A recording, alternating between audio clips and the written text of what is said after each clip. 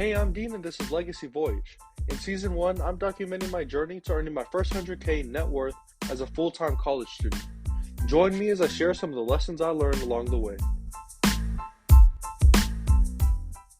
Wow, it has been a little while since I ran one of these. Man, I think it's literally been over a month. This time, instead of the last times where it's just like slipped my mind or didn't have time to do it, I've just been away on holidays, vacationing, living the life, and right now I just want to give an update. Give an update on everything that's been going on and give all of the major takeaways. Yeah, I had tons of takeaways over the past month or so. I'll get right into it. After spending 29 days in Tonga, this is all the major takeaways, all the big lessons that I learned from that trip. Really everything about the culture and learning languages and things that I learned about myself too, and then major takeaways about life. Like, these are all the things that I learned. And it's a reason why I love going on these trips, because I don't know, it just helps me grow and learn and so much as a person. So I think I'll just dive right into it. For the start of this, when I'm sharing all of these cultural lessons that I learned about being Tongan, let me try to do this first part in Tongan,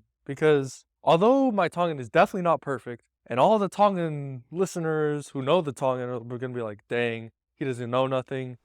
In the past 29 days, this is what I've been able to learn. And I have not written this. This is all freestyle, so hopefully I don't mess things too.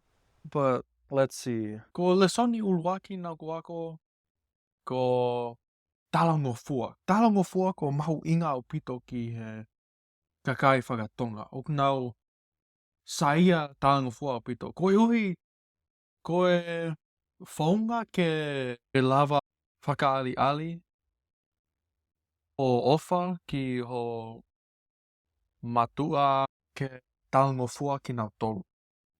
Ka pau I kaita ke talangofua ki nau tolu. Tenau sio koe like goviange. It's like oku nau fie mau talangofua no matter what. Pena ko aku ko kakai Tonga. O nau loko longo mo whakama. It's like whakama whakatonga. Oku pehe ko uhinga ia o nau loto to. Oku mahu inga ai loto to. Ko uhi nau ku alu ki he Kemi YSA. Nau ku alu ia mo Whelowaki ai kakai. Ka hili ai whakataha I kai ke nau tuu. I kai ke nau fia tuu uluwaki.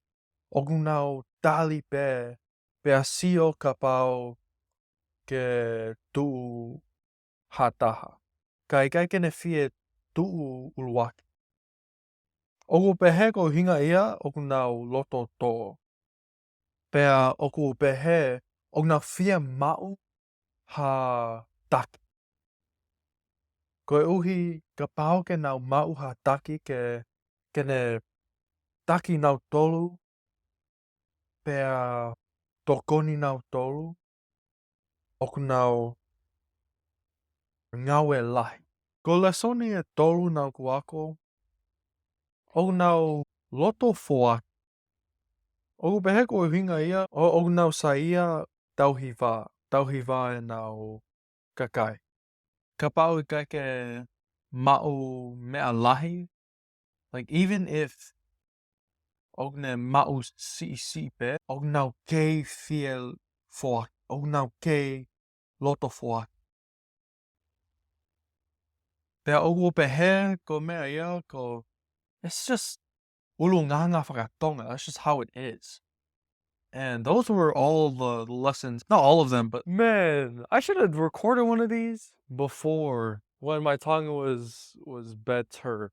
Because after leaving Tonga, and right now it's the 11th of January, after leaving Tonga for like a week and just using English, not really speaking Tongan. Bro, I already forgot so much of it. Either way, I'm gonna keep that part in just to show, like, I did learn some Tongan. Obviously, it's not perfect, and I make a ton of mistakes. I made a ton of mistakes in that one. But that's a part of the journey of what it means to learn the language. Basically, what I shared in that quick snippet is 3 of the 4 major values of what it means to be Tongan. The 4 values are 1, respect, 2, humility, 3, tauhiva, which is like maintaining relationships or healthy relationships. And the fourth one is ofa, which is just love. But from what I've seen within the Tongan culture, and I actually wrote an essay about this that I'll talk about in a bit. But what I've seen in the Tongan culture is that they take these virtues and these values that are honestly really good, like humility, generosity.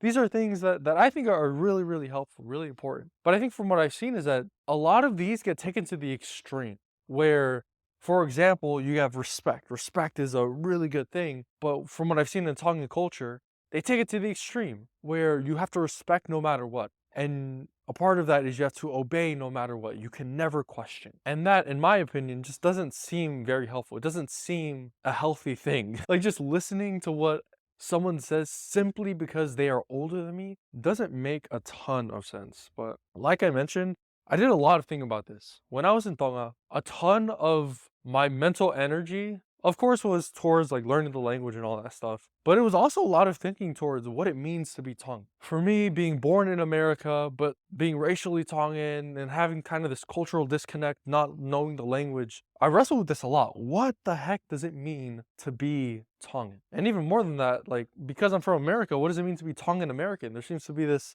mix that happens between Tongan and American culture that I have as I've been growing up. And in the essay, I just talk about this thing called cultural hybridity, which is just this mixing of cultures. It's whenever two cultures clash and there's this blending between the two cultures and elements of those cultures. And even more than that, I talk about this idea of anga whakatonga, which is the Tongan way, and anga whakapalangi, which is the Western way, or the American way, and how there are pros and cons to both sides. Anga whakatonga, you have respect, you have humility, you have all these good positive things, but then you also have those negative things. And then on the flip side of that, you have anga whakapalangi, which is, again, you have those good things like hard work and critical thinking, all those things, but then you have the negative things that come along with it, like, I don't know, being too greedy or something. And I think the main point of the essay that I wrote called Am I Tongan Enough is basically a variation of this. As a Tongan who did not grow up in Tonga, what it means to be Tongan is living Tongan values, but at the same time not letting those Tongan values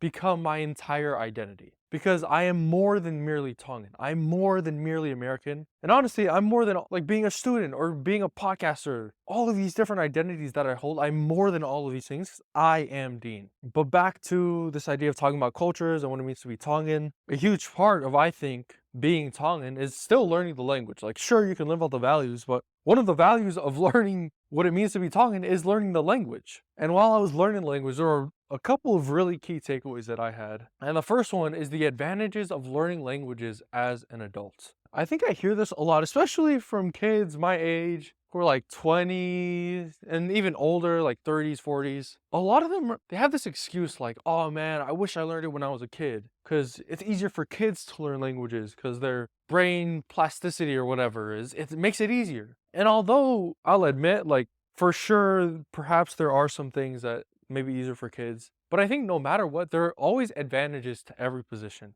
And for the adult, the advantage that we have is that we can focus. We can hyper focus and use all the skills we know about learning, which means active recall, really testing ourselves, spaced repetition, spacing that out among days or weeks, and really pouring a ton of energy and focus into something. In this case, that would be learning a language. That is our advantage. The other thing I learned is that if you don't want to learn the language, you seriously don't have to. And this is so true in Tonga because everyone in Tonga knows English. And I met a ton of Americans out there, not even just Americans. I met a ton of English speakers out there who didn't know Tongan, but they would go out and they would only speak English.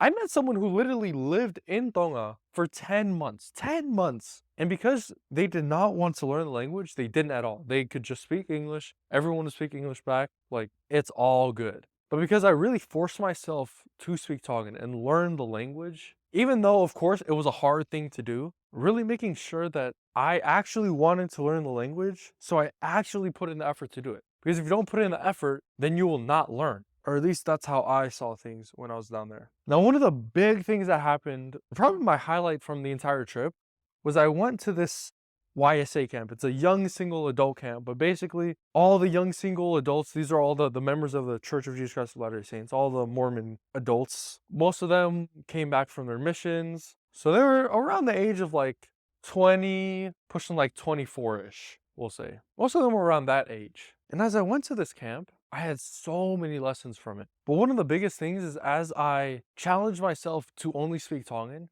which was really, really hard, by the way, is that it really influenced my confidence. Like, instead of being able to speak English, I could go and have conversations and talk to whoever and ask questions about whatever. I was like shy. I was scared to go and talk to people because I didn't know the language. And it just, I don't know, it made something connect in my mind between confidence in general and then confidence in the language. Because as I am now speaking English, I can go and talk to people.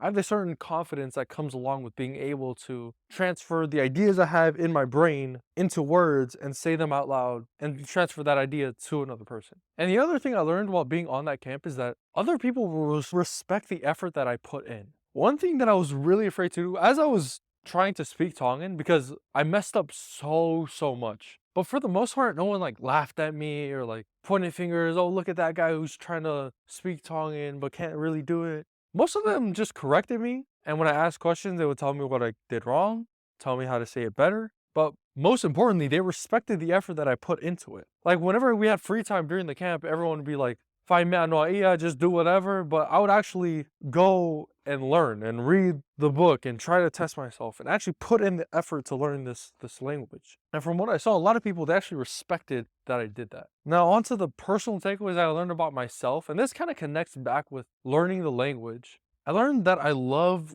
growing and gaining new skills and solving problems. I think one of the reasons why I really did like learning language or learning Tongan specifically was because whenever I was able to piece together a sentence and translate a sentence to Tongan or understand a full sentence that was in Tongan and translated to English, like whenever I did that, I had this same rush of dopamine, the same hit, or the same high as when I solve a super hard philosophy problem or have this huge epiphany. Like it was the same type of feeling that I had. I think that's the reason why I liked learning the language, but more generally, it's why I like growing and solving problems. And it was to the point where, I mean, it was nice to be in Tonga for like the first 1, 2 weeks. But at a certain point, it just became like so, how you say, lazy and slow. Because island life is just so slow. I mean, you just go, pull up.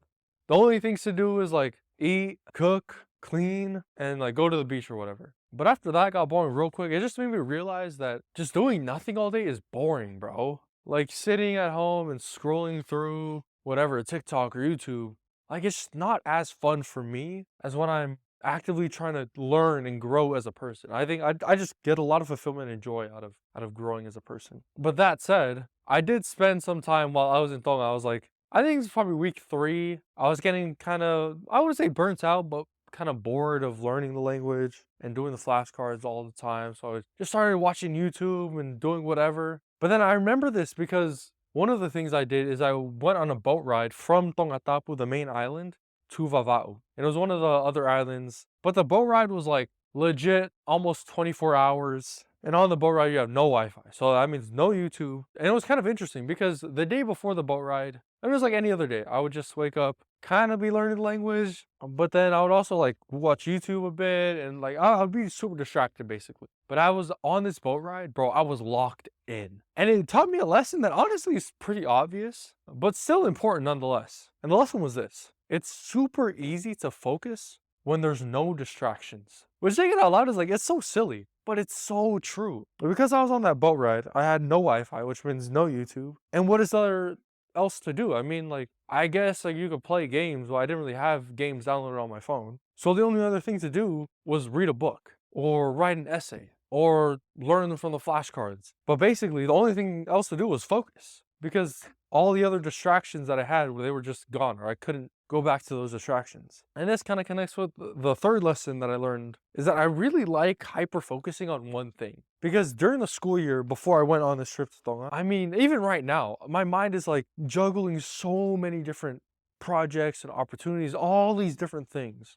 But what was really nice about being able to go to Tonga is really hyper focusing on one thing. And that one thing was just learning the language. It all comes back to that. So that was super nice. And then the major life takeaways that I had, the first thing that was really big for me is that I'm more than merely being Tongan. Like I mentioned, I wrote this essay, and the essay was called, Am I Tongan Enough? But by the end of it, I realized that instead of asking this question of am I Tongan enough, it's more like recognizing that I'm not merely Tongan. Because for a long time, and I think even up until last month when I was in Tonga, I always felt a sense of like, I wouldn't call it shame, but I was feel the sense of guilt or something like that, where I was sad or in some ways mad at myself for not being quote unquote Tongan enough. And that was probably the reason why I was like really forward about my Tongan identity. But after thinking about that for a really long time, I think I've come to recognize and realize that I'm not merely Tongan. I'm more than just that. I'm also American. And even more than that, I'm a son, I'm a cousin, I'm a brother, a student, an entrepreneur, a founder, an investor, like all these different things that make up who I am as a person. But even more than that, I am Dean. And this comes back again to this religious idea of grounding my identity in this higher power, which I call Jesus Christ, I call God. I think the other major life takeaway that I had from the trip was the people that I surround myself with. A lot of the people that I met out in Tonga, and this is just Tongans and Tongan culture in general, a lot of them just are not ambitious in my experience and from what I've seen. A lot of them are like, go with the flow, go wherever life takes us, not really having many big audacious goals that they're going after, and just honestly super content. Which, to a point, I mean, for sure, be satisfied, be content with what you have. But also, I think that taken to the extreme is like, you don't want to achieve anything more. And that's a lot of what I saw. And so now that I'm out here in San Francisco, and I'll talk about how it has been being out here, like the people out here are the people I want to surround myself with. People who challenge me and push me to grow and go after big things. And the final takeaway that I think is probably the most important thing is this phrase called dokimua. Dokimua can have a couple of different translations. The main one that you've definitely heard before if you listen to this podcast is fail forward.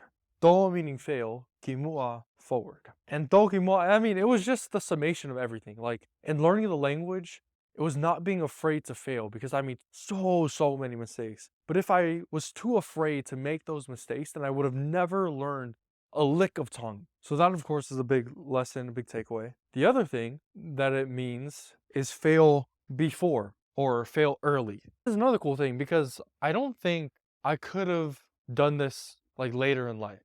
Or I think it would have been much harder if I did this later in life, where I could literally drop a whole month of everything and hyper focus on this one skill of learning Tongan. But now that I did it, and I did it early on, pretty early on in my life, at 20 years old, instead of, I don't know, like 30 something. I mean, I'm super happy that I did. And that's a part of what it means. Fail early. Don't be afraid to fail.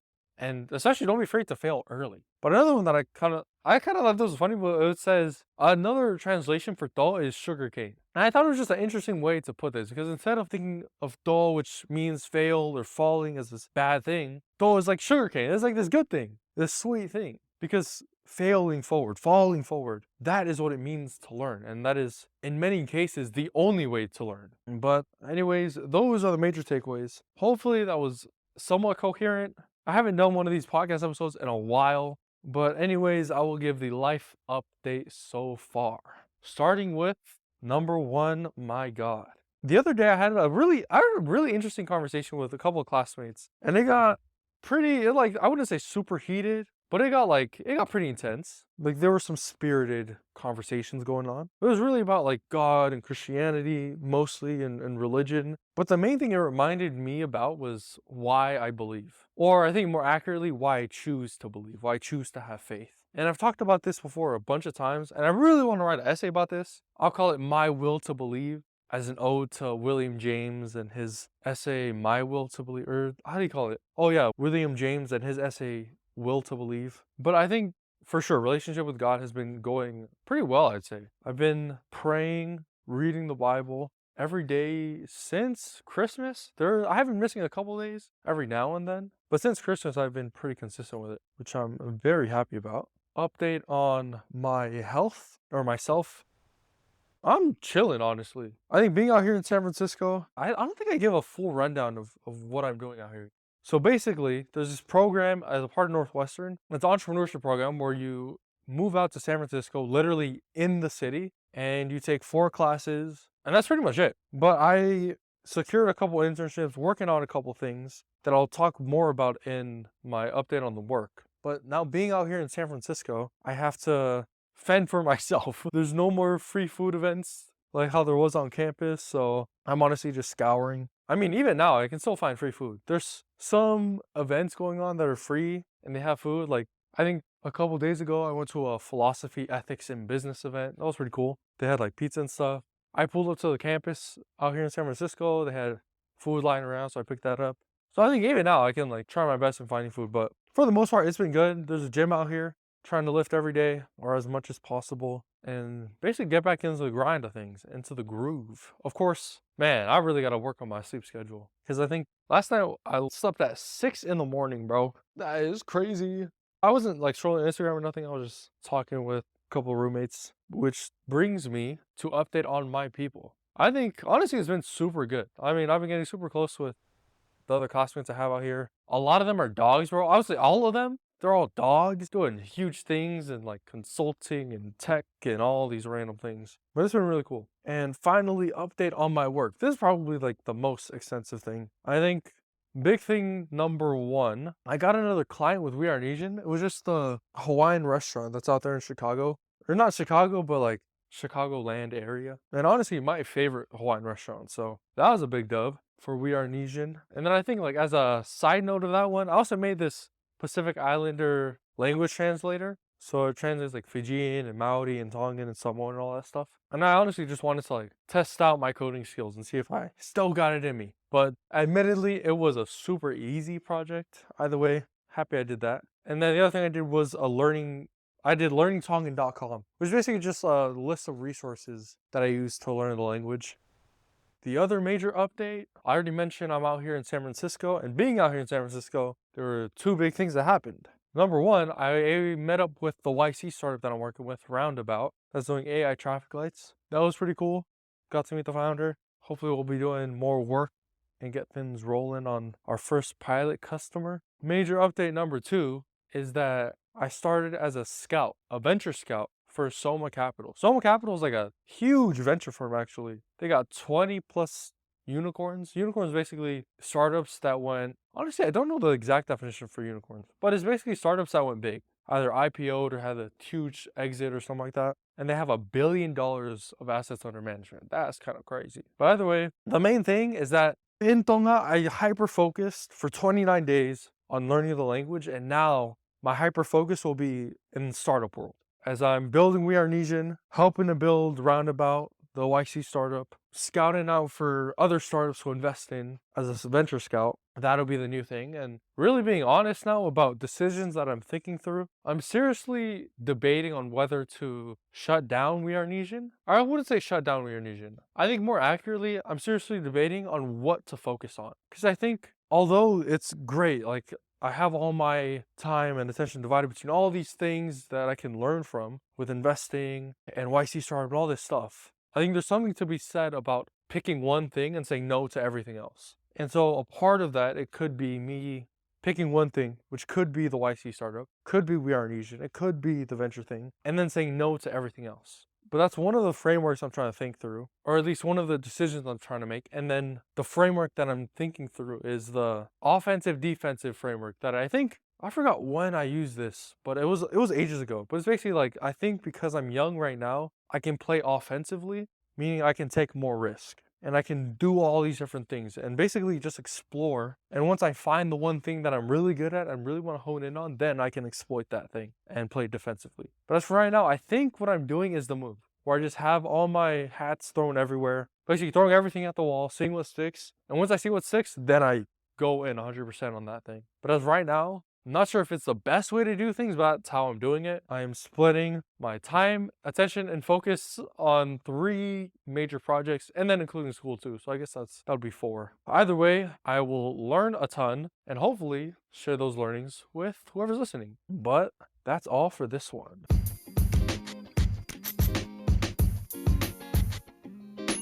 I record these episodes completely free to share success with everyone. So the only thing I ask is that if you learned anything or found something interesting in this episode, just leave a review and share it with a friend. Only takes 5 seconds and it would mean the world. Thanks, and I'll see you in the next episode. Tatok, see you.